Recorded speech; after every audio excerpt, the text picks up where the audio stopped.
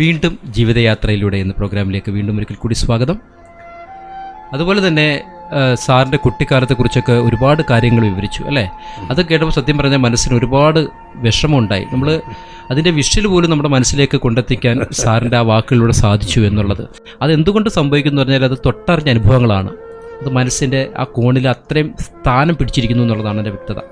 നേരെ മറിച്ച് ഇന്നത്തെ ഒരു തലമുറയിലേക്ക് പോവുകയാണെങ്കിൽ അവർക്കാണ് ഇങ്ങനൊരു സംഭവം ഉണ്ടാകുന്നതെങ്കിൽ, അല്ലെങ്കിൽ അവർക്ക് ഈ ഒരു കാലഘട്ടം വന്നു കഴിഞ്ഞാൽ അവരതിനെ എങ്ങനെ അഭിമുഖീകരിക്കും, അവരതിനെ എങ്ങനെ നേരിടും, അവർക്കതിനെ എങ്ങനെ നേരിടാൻ പറ്റും? സാറിൻ്റെ എന്താണ് സാറിനുള്ള അതിനുള്ള അഭിപ്രായം പറയാനുള്ളത്? പക്ഷേ എൻ്റെ അഭിപ്രായം എന്ന് പറയുന്നത്, ഇന്നത്തെ തലമുറയ്ക്ക് അന്നത്തെ തലമുറ ഇന്നത്തെ തലമുറയായിട്ട് ഒരുപാട് വ്യത്യാസമുണ്ടെന്ന് ഞാൻ പറഞ്ഞല്ലോ. പക്ഷേ ഇന്നത്തെ തലമുറ ആ ഒരു രംഗം അവർ ജീവിതത്തിൽ അവർക്ക് ഇങ്ങനെ വരികയാണെന്നുണ്ടെങ്കിൽ അവർ നമ്മൾ വിചാരിക്കാത്ത വഴിയായിരിക്കും അവരുടെ യാത്ര. അതാണ് അല്ലേ? അതെ അതെ അതെ, തീർച്ചയായിട്ടും. നമ്മൾ വിചാരിക്കാത്ത ലൈനിൽ അവർ യാത്ര തിരിക്കും. ആ യാത്രയിൽ ചിലപ്പം അവർ മയക്കുമരുന്നിൻ്റെ കൂടെ പോകാം. അതെ അതെ അതെ അതെ. അല്ലെങ്കിൽ മറ്റെന്തെങ്കിലും ലൈനിൽ മാറാം. അതെ. അല്ലെങ്കിൽ പിടിച്ചു പറയാം, മോഷണം, അങ്ങനെ പലതും സംഭവിക്കാം. കാരണം അത് എന്തുകൊണ്ട് സംഭവിക്കുന്നു വെച്ചാൽ അത് എങ്ങനെ ഇതിനെയൊക്കെ പ്രതികരിക്കണം എന്ന അറിവ് ഇല്ലായ്മ കൊണ്ടാണ് ഇങ്ങനെയൊക്കെ സംഭവിച്ചു പോകുന്നത്. അതെ, അങ്ങനെ ഏത് ലൈനിൽ നിന്ന് അവർ മാറണം. അപ്പം അവന് ചുരുക്കി പറഞ്ഞാൽ അവർക്ക് അത് പിടിച്ചു നിർത്താനുള്ളൊരു മനസ്സിനൊരു കരുത്ത് വരുന്നില്ല. അതെ. അല്ലെങ്കിൽ അങ്ങനെയുള്ളൊരു മനസ്സുള്ളവൻ അങ്ങനെ പോകില്ല. അപ്പോൾ അവരെ ചിന്തിക്കും, ഞാൻ ഇങ്ങനെ പോയാൽ നമ്മളെ കുടുംബത്തിനും അല്ലെങ്കിൽ നമ്മളെ മറ്റ് ബന്ധുക്കൾക്കൊക്കെ എല്ലാം എന്താ പ്രയാസമായിരിക്കും.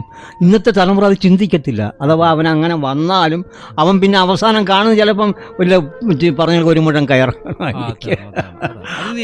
അത് വളരെ കണ്ടുവരും. നമ്മൾ ഒരുപാട് കണ്ടുവരുന്നുണ്ട്. ഇപ്പം ഏതെങ്കിലും ഒരു ലീനി അവൻ്റെ ജീവിതം ഇല്ലാതാക്കാൻ അല്ലെങ്കിൽ അവൻ്റെ ജീവനെ ഉപേക്ഷിക്കുക എന്നുള്ളതായിരിക്കും അവൻ ചിന്തിക്കുന്നത്. പക്ഷെ അതിനോട് ഞാൻ യോജിക്കുന്നില്ല. ഇല്ല അല്ലേ? ഞാൻ ഒട്ടും യോജിക്കുന്നില്ല. കാരണം അവൻ ചെറുപ്പമാണ്. അവൻ ഇനി ഒരുപാട് ജീവിക്കാനുണ്ട്. ഒരുപാട് കാര്യങ്ങൾ അവൻ ചെയ്തു തീർക്കാനുണ്ട് ഈ കുടുംബത്തിന്, അല്ലെങ്കിൽ ഈ ഫാമിലിക്ക്, അല്ലെങ്കിൽ നമ്മുടെ ഈ ഭൂമിയിൽ ഇല്ലേ?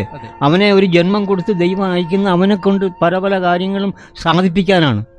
ഇല്ലേ? അപ്പം അതിന് അവൻ ഇല്ല, ചുരുക്കി പറഞ്ഞാൽ ദൈവത്തിനെയും കടന്നു വിട്ടിയായിരിക്കും അവൻ പോകുന്നത് ചിലപ്പോൾ. അപ്പം അതിനോട് ഞാൻ യോജിക്കുന്നത്. അങ്ങനെ ഒരുപാട് ചെറുപ്പക്കാർ ഇന്ന് ഈ ഭൂമിയിൽ നിന്ന് മറയുന്നുണ്ട്. നമ്മൾ വിചാരിച്ചിരിക്കുന്ന കണക്കല്ല, നമ്മൾ വിചാരിക്കാതെ ഒരുപാട് പേര് പോകുന്നുണ്ട്. പലരും പല വിധത്തിലും നമ്മൾ എന്നും ഓരോ പത്രത്തിലും റേഡിയോയിലൊക്കെ TV-യിലൊക്കെ കാണുന്നില്ലേ എന്തെല്ലാം പ്രശ്നങ്ങളാണ്, എന്തെല്ലാം ഒരാൾ. ഇപ്പം തന്നെ ഈ കഴിഞ്ഞ ആഴ്ച 2 ആഴ്ച കണ്ട ഒരു മെഡിക്കൽ ഒരു ഡോക്ടറെ കുത്തിക്കൊന്നൊരു സന്ദീപ, അയാളൊരു അധ്യാപകനായിരുന്നു. അവിടെയാണ് ഇതിനകത്തുള്ള പറ്റും നമ്മൾ ചിന്തിക്കേണ്ട ഏറ്റവും പ്രധാനപ്പെട്ട ഏറ്റവും പ്രധാനം. ഒരു അധ്യാപകനായിരുന്നു അതങ്ങനെ ചെയ്തത്. അത് എന്തുമാത്രം ഞാൻ അതിനെപ്പറ്റിയൊക്കെ ഞാൻ കവിതയൊക്കെ എഴുതിയിട്ടുണ്ടായിരുന്നു. ആ കൊച്ചിനെ പറ്റി, അതിൻ്റെ വന്ദന എന്ന് പറഞ്ഞതുപോലെ ഇപ്പം പെൺകുട്ടികളിലും ഇത് വളരെ ഉണ്ട്. പെൺകുട്ടികളിലാണ് കൂടുതലും കണ്ടുവരുന്നത്. അവര് എന്താ സംഭവിക്കുന്ന പറഞ്ഞാല് അവർക്ക് ചിന്ത എന്ന് പറഞ്ഞൊരു സംഭവം, അവർക്ക് അതിന് വലിയ പ്രാധാന്യം എന്നല്ല സുരേഷ്. അത് ഈ പെൺകുട്ടികളായിരുന്നാലും ആൺകുട്ടികളായിരുന്നാലും അവരുടെ ഒരു പ്രായത്തിൽ അവർ ഇതിനെപ്പറ്റി ഒന്നും എന്താണ് വരായിക, അല്ലെങ്കിൽ എന്ത് സംഭവിക്കും, ഞാനിങ്ങനെ പോയാൽ എന്ത് സംഭവിക്കും നാളെ എന്നും യാതൊരു ചിന്തയും ഇല്ലാത്ത കുട്ടികളാണ് ഇന്നുള്ളത്. ഇല്ലേ?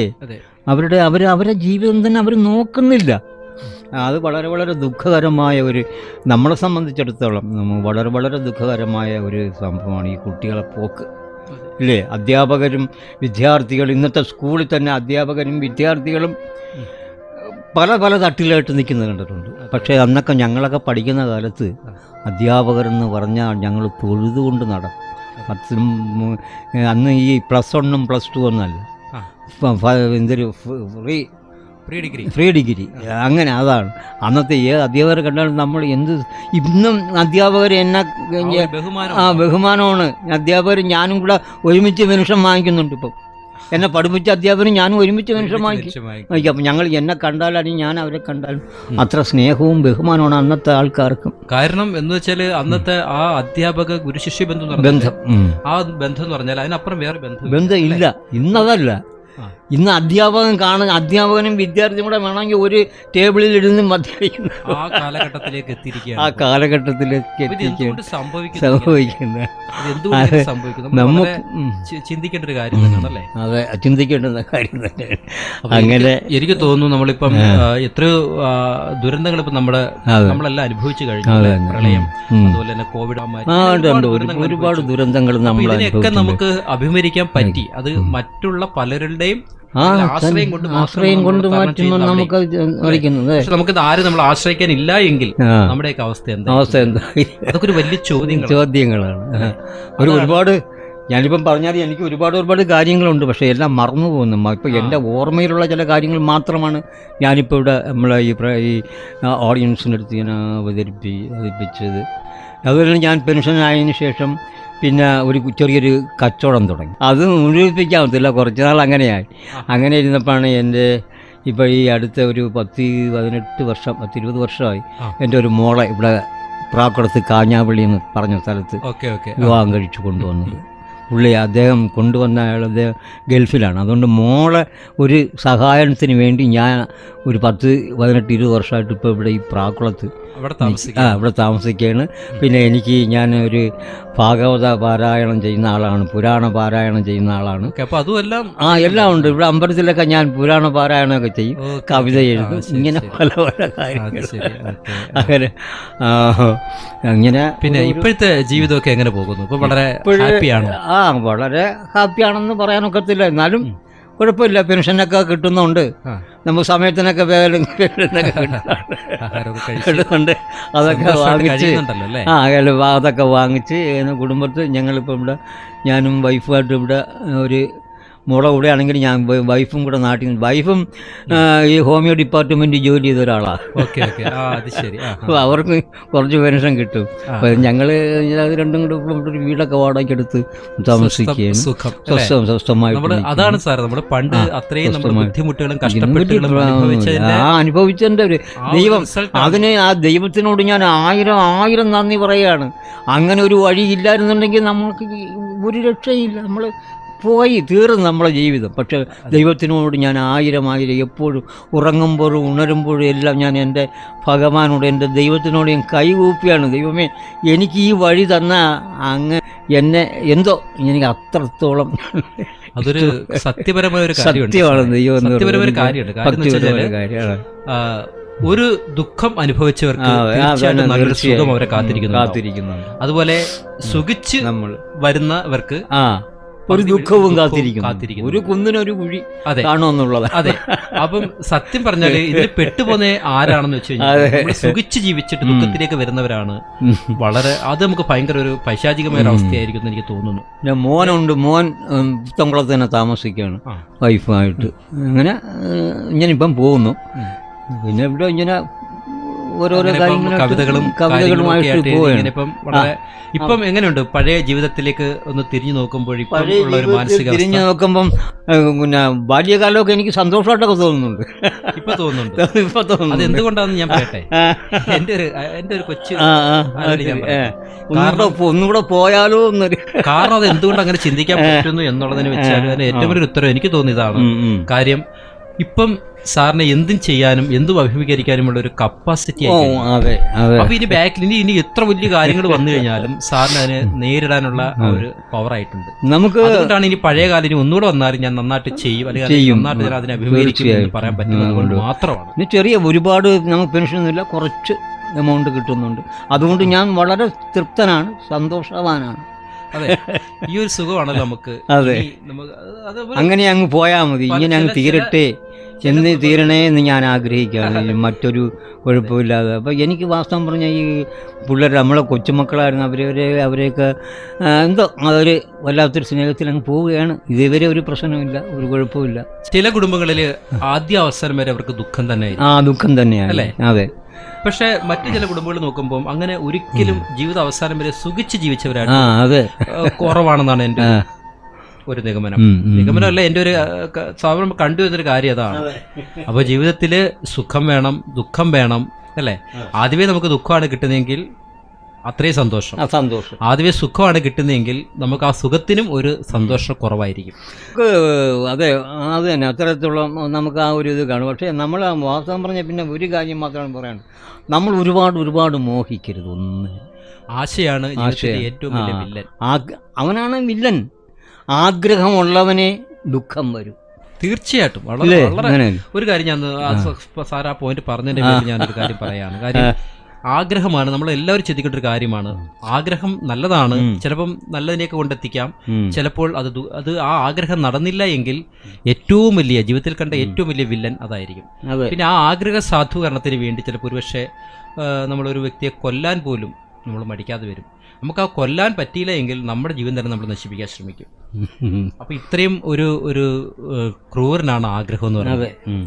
നമുക്ക് ആഗ്രഹിക്കാം, കുഞ്ഞു കുഞ്ഞു കാര്യങ്ങൾ ആഗ്രഹിക്കുക, അത് നടക്കും അല്ലെങ്കിൽ നടത്തിയെടുക്കാൻ പറ്റും എന്നുള്ള കാര്യങ്ങളിലൂടെയുള്ള കാര്യങ്ങൾ നമുക്ക് ആഗ്രഹിക്കാം. ഞാൻ ഈ മോഹത്തിൻ്റെ കാര്യം പറഞ്ഞത്, ഞാൻ അതിന് ഒരു 4 വരി, ഒരു 8 വരി ഒരു കവിത നീയല്ല. തീർച്ചയായിട്ടും സാർ എഴുതിയാണല്ലേ? ഞാൻ എഴുതിയ. ഓക്കെ, നമുക്ക് അത് ഞാൻ എൻ്റെ പ്രേക്ഷകർക്ക് അല്ലെങ്കിൽ അത് ഓഡിയൻസിന് ഞാനത് അവതരിപ്പിക്കുകയാണ്. അതിമോഹം. അതിമോഹമുള്ളവൻ ദുഃഖിക്കും ഒരുപാട്, അറിയാതെ ചെന്നവൻ എത്തിയിടും ആപത്തിൽ. അഭിമാനമൊക്കെയും അറിയാതെ ചോർന്നിടും, അഹങ്കാരമുള്ളിൽ അലങ്കാരമായിടും. അവൻ്റെ ഉള്ളിൽ അഹങ്കാരം അവൻ അലങ്കരിക്കപ്പെട്ടിരിക്കും. അങ്ങനെയുള്ളവൻ തീർച്ചയായും അവൻ ആപത്തിലേ ചെന്ന് പതിക്കൂ. അത് ഇന്നത്തെ തലമുറയ്ക്ക് അറിഞ്ഞുകൂടാ. പഞ്ചേന്ദ്രിയങ്ങളാമശ്വങ്ങൾ കാക്കുന്ന നിന്റെ മനോരഥം മുന്നോട്ടുരുളുമ്പോൾ സാരഥിയാകും അഹങ്കാരബുദ്ധിയോ നിന്നെ ഭരിച്ചിട്ടു ദുഷ്കർമ്മിയാക്കുന്നു. ഈ പഞ്ചേന്ദ്രിയങ്ങളാകുന്ന കുതിരകൾ നമ്മളെ മനസ്സിങ്ങനെ നമ്മളെ ഭരിച്ചുകൊണ്ട് പോവുകയാണ്. അവൻ അങ്ങനെ ഭരിച്ചത്, അങ്ങനെ അത് പഞ്ചേന്ദ്രിയങ്ങൾ തന്നെ നമ്മളെ ഭരിച്ചിട്ട് നമ്മളെ ദുഷ്കർമ്മിയാക്കി മാറ്റുകയാണ്. അർദ്ധകാമികൾ മാത്രം മനസ്സിൽ നീ ഇഷ്ടബന്ധുക്കളായി കൂട്ടിയിടുകിൽ, അർഹതയില്ലാത്ത ദ്രവ്യത്തിനായിട്ടു ആർത്തി കാട്ടുന്നു നിന്റെ മനോരഥം. ഇങ്ങനെ ഒരു 4-5 പേര് ഇനിയുണ്ട്, ഞാൻ ഇത്രയും പാടുന്നുള്ളൂ. ഏതായാലും സാറിന്റെ കവിതകളൊക്കെ ഇനി ഒരുപാട് ഓരോ സാഹചര്യത്തിനനുസരിച്ചിട്ട് കവിതകൾ എഴുതാൻ സാധിക്കട്ടെ. അതുപോലെ ഇന്നത്തെ തലമുറകൾക്ക് അവർക്ക് ഒരു എത്തും പിടിയും ഒന്നും കിട്ടാതെ ഇങ്ങനെ പോയിക്കൊണ്ടിരിക്കുകയാണ്. അപ്പം ഇതുപോലുള്ള വ്യക്തിത്വങ്ങളിലൂടെ അവരുടെ ജീവിതാനുഭവങ്ങളിലൂടെ അവർക്ക് എവിടെങ്കിലുമൊക്കെ അവരുടെ മനസ്സിൽ തട്ടുന്നു എന്നുണ്ടെങ്കിൽ അത് വലിയൊരു ഭാഗ്യമാണ് അല്ലെ? നമുക്ക് അറിഞ്ഞിരിക്കണം, അതൊരു നന്മയാണ്. അപ്പം ഒരുപാട് അനുഭവസ്ഥരുടെ ജീവിതം അത് അനുഭവിക്കാൻ പോകുന്നവരിലേക്ക് എത്തപ്പെടുമ്പോഴേ അവർ കിട്ടുന്ന ഏറ്റവും വലിയൊരു എന്താ പറയാ ഒരു പിടിവള്ളിയാണ്. പിന്നെ എൻ്റെ അപ്പുറത്തിൽ ഒരുപാട് ഇനിയും ഉണ്ട്. സമയം 1-2 മണിക്കൂർ കൊണ്ട് തീരത്തില്ല. പിന്നെ നമ്മളിതിപ്പം ഒരുപാട് സമയം, പക്ഷേ നമ്മൾക്ക് ഒരുപാട് കാര്യങ്ങൾ ഇനിയും പറയാനുണ്ട്. സമയവും ഒരുപാട് എടുക്കാൻ, പക്ഷേ ആ സമയം കൊണ്ടൊന്നും തീരത്തില്ല. എന്നാലും ഒരു ശ്രോതാക്കൾക്ക് എൻ്റെ ഈ യാത്ര, എൻ്റെ ജീവിതയാത്രയിലുണ്ടായ സംഭവ വികാസങ്ങൾ, അല്ലെങ്കിൽ നിങ്ങളുടെ ഹൃദയത്തിൽ തൊട്ടുണർത്തി നിങ്ങളുടെ ഹൃദയത്തിന് ഒരു ചെറിയൊരു ഇളക്കം തട്ടിയിട്ടുണ്ടെങ്കിൽ ഞാൻ വളരെയേറെ കൃതാർത്ഥനാണ്. ഞാൻ ഇനിയും നമുക്ക് കാണാം. നിങ്ങളെല്ലാവരെയും ഒന്നുകൂടി ഞാൻ നമിക്കുന്നു. നമസ്കാരം, നന്ദി. നിങ്ങൾ വളരെയധികം പരിശ്രമിച്ചിട്ടും പരാജയം സംഭവിച്ചുവെങ്കിലും യാതൊരു പരിശ്രമവും കൂടാതെ എന്തെങ്കിലും നേടിയവരെക്കാൾ നിങ്ങൾ മഹാന്മാർ തന്നെയാണ്. ഇനി മറ്റൊരു അതിഥിയുമായി കാണുന്നവരെ തൽക്കാലം വിടാം. സ്നേഹത്തോടെ, സുരേഷ് പേർനാട്.